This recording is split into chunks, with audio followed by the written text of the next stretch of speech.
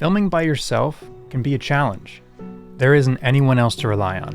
It's just you, and you have to wear so many different hats. It can be frustrating sometimes when you can see a shot so perfectly in your head. But when you go to capture it, it can take 10, 20, 30 minutes, hours sometimes, and it might not even come out the way you envisioned it. Even though it can be stressful, time-consuming, and just plain difficult, I've found there is no better way to grow your skills than to put yourself in front of the camera. So today, I'm going to share with you a few ways to improve your solo filmmaking. I wouldn't call this a tutorial, but rather various methods I've learned that have helped me grow not only my creativity as a filmmaker, but my approach to the process as well. Number one is put in the work. So many times I've had ideas where at first I write them off as cheesy, corny, overly dramatic, but in my experience, those are the ideas to run with. Remember, this is just for you, nobody else. You're gonna make mistakes, you're gonna fail, but you can't be afraid of that.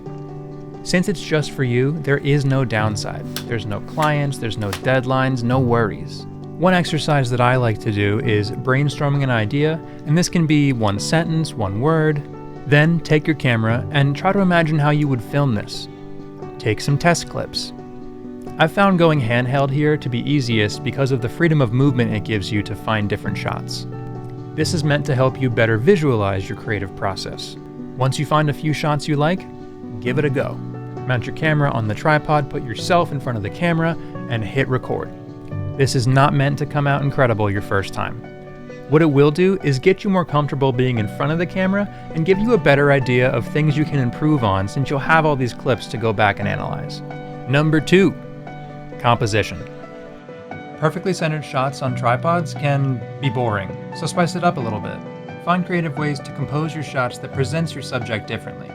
You can get as creative or as simple as you want here. Another great way to practice composition is to find shots from TV shows or movies you like and try to recreate those shots by yourself. Again, these don't have to be perfect, they don't have to be incredible by any means. We're just trying to get you in the routine of practicing these exercises. Number three, lighting. Using light to your advantage can completely level up your filmmaking. Now, lighting could be an entire video all by itself, so I'm going to stick to mostly concepts here. Now, the easiest and cheapest way to get into practicing lighting is using natural light. Window light is a great example. I have this window behind me right here, covered by that white curtain. Now, if it wasn't covered by that curtain, it would still probably be good light, depending on the time of day. However, having that curtain there is really softening that light, making it nicer for skin tones and just less harsh in general. Another easy form of lighting, if you don't have a lot of lights in your kit, is lights from screens. Lights from your phone, lights from your computer. Anything like that is going to be able to cast a good enough light to light your face or any subject that's not too far away from the light source. Lastly, number four is nailing your focus.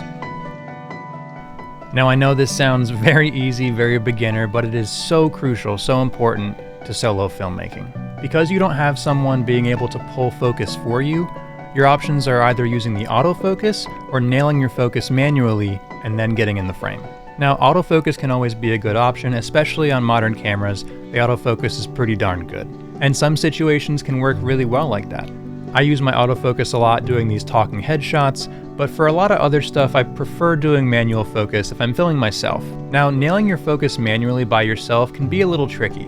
An easy one that I use a lot is just putting your hand out there to focus on. Now, this only works if you're really within an arm's reach of your camera, and it is tricky to look at the back of your camera while doing it. So having a camera with a flip-out screen is really beneficial for this, or having an external monitor. Now, those can get a bit pricey, but they are so beneficial to have when you're filming solo.